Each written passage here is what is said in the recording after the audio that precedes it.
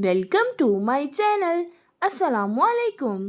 आइए जानते हैं करीन नाम के मायने और इसकी तफसील।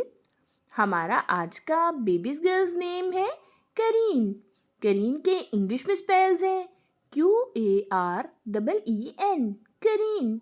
ये एक इस्लामिक नेम है और लड़कियों के लिए रखा जाता है ये नाम।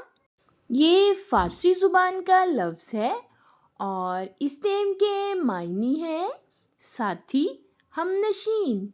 करीन इस नेम की तफसील है करीन फ़ातिमा, करीन Ahmar.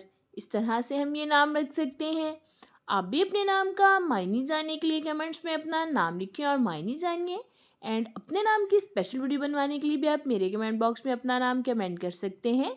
And please like the video, subscribe my channel.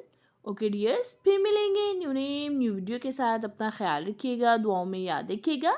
अल्लाह हाफिज़।